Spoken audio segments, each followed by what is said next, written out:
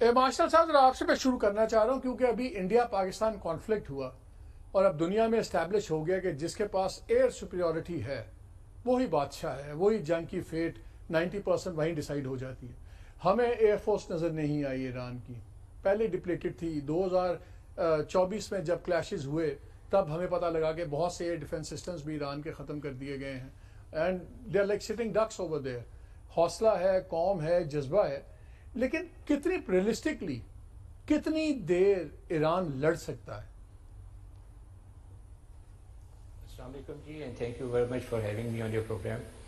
جی پہلی تو چیز یہ ہے کہ میرے خیال میں چونکہ ایران کے پاس اس وقت کوئی ایکچوئل فائٹنگ فورس تو ہے نہیں جہازوں کی صورت میں، تو ان کے پاس تو صرف ایک ہی پاسبلٹی رہ گئی ہے اور وہ ان کے ڈرونز اور میسلز ہیں۔ تو اگر آپ ان کی میسلز کی کوانٹیٹیز دیکھیں اور ان کے ڈرونز کی کوانٹیٹیز دیکھیں تو وہ انارمس ہیں، بہت زیادہ ہیں، اور میرا نہیں خیال کہ وہ اتنی جلدی ڈپلیٹ ہوں گی، اور جس پیس کے اوپر وہ اپنا انہوں نے کام شروع کیا ہوا ہے they would like to prolong the war. اور پھر ایک چیز یاد رکھیں کہ ایرانین ایک بڑی ریزیلینٹ قوم ہے، وہ جو ہے وہ ایسے they are not going to give up, اتنے آرام سے وہ جو ہے یہ چیز نہیں ختم کر دیں گے۔ اور جس طرح کی ایرانین لیڈرشپ بھی کہتی رہی ہے کہ جی جنگ آپ نے شروع کی اور ختم ہم کریں گے، تو میرا نہیں خیال کہ at any stage they are going to give up. اور وہ جس طرح کا سرنڈر کا کہا، ابھی آپ نے پہلے بتایا کہ جی ٹرمپ صاحب کہہ رہے ہیں کہ جی آپ سرنڈر کر دیں، میرا نہیں خیال کہ Iran will be able to do that. دیکھیں ایران کی آپ اسٹرینتھ دیکھیں، اس کے پاس دنیا کے سیکنڈ ہائیسٹ جو ہیں گیس ریزروز ہیں، اس کے پاس فورتھ ہائیسٹ جو ہے وہ آئل ریزروز ہیں۔ تو آپ اور ابھی سر وہ تو بات کی بات ہے نا، ابھی تو بات ہو رہی ہے، ابھی تو مارشل صاحب بات ہو رہی ہے میزائلز کتنے ہیں، فائر پاور کتنی ہے، وہ تو بات کی بات ہے کہ اکنامک ریوائیول جب ہونے کا وقت ہوگا تو وہ ریوائیو کیسے ہوگا۔ ابھی تو جنگ ہے، اور اگر امریکہ بیچ میں آ جاتا ہے۔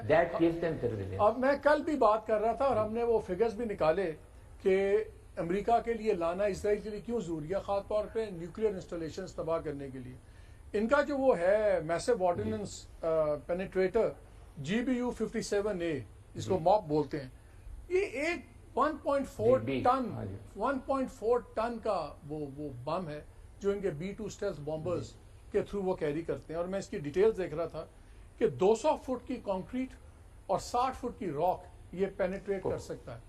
ابھی تک ایران کہتا تھا کہ ہمارا اپر پورشنز ڈیمیج ہوئے نیوکلیئر فیسلٹیز کے، ہمارے لوور جو وہ انفراسٹرکچر سب کچھ صاف ہے۔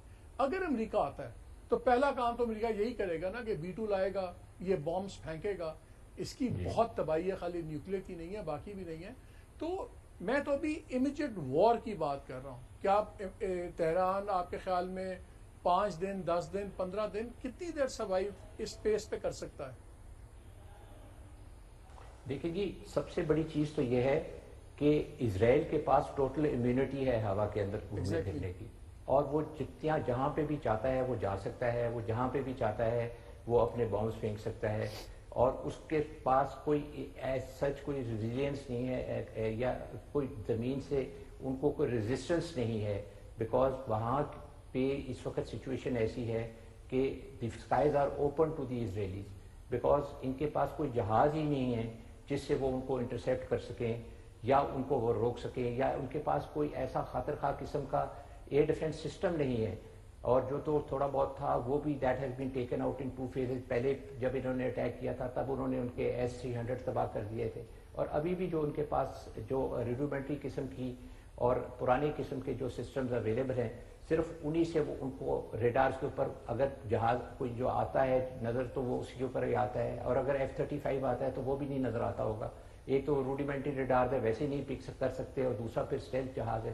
تو اب وہ ان کے پاس یہ تو بالکل کھلی چھوٹ ہے کہ وہ آ کے جتنے مرضی ان کے اوپر بم ماریں، جو ان کی فیسلٹیز ہیں جو سپورٹ کر رہی ہیں ریزسٹنس کو، that is their drones and the میسائلز۔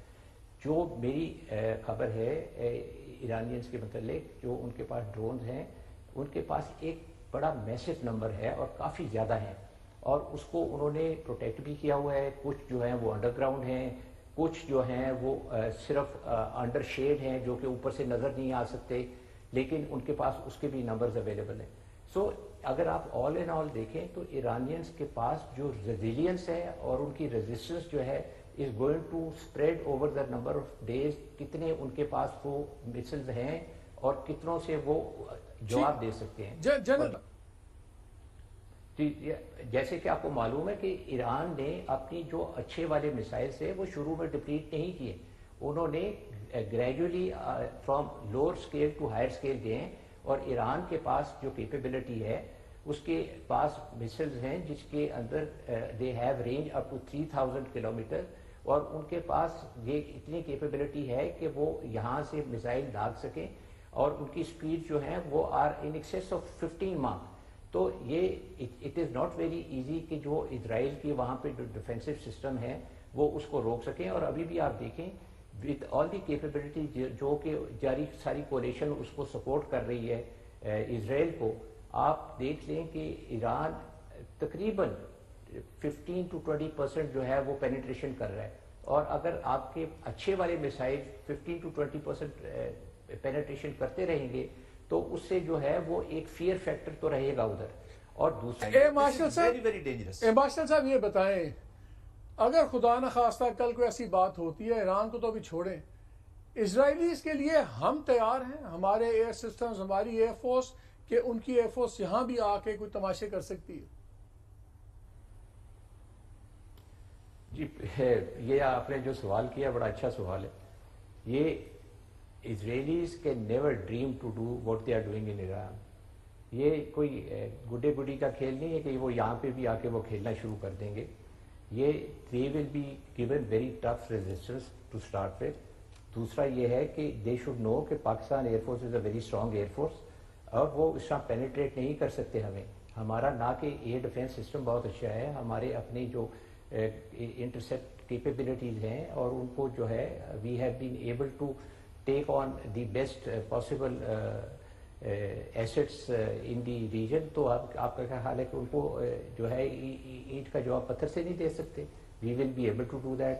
دوسرا وی آر اے نیوکلیئر پار, یہ ان کو پتا ہونا چاہیے. Iran was not a nuclear power, we are a nuclear power. They have to think 10 times before they. دوسرا مجھے ایک اور چیز بتائیے, مجھے بتائیے کہ اگر امریکہ ایئر آپریشنز کے اندر آتا ہے ایران میں, کیا وہ مرہون منت ہے کہ وہ ان بیسز میں سے بحرین, قطر, سعودی عربیہ, ان میں سے کوئی سی بیسز استعمال کرنا اس پہ لازم ہے کہ وہ لانگ ڈسٹینس اپنا کر سکتا ہے, مڈ ایئر ریفیولنگ اور یہ وہ, کہ اس کو ان ملکوں میں سے کسی کی مدد چاہیے ہوگی؟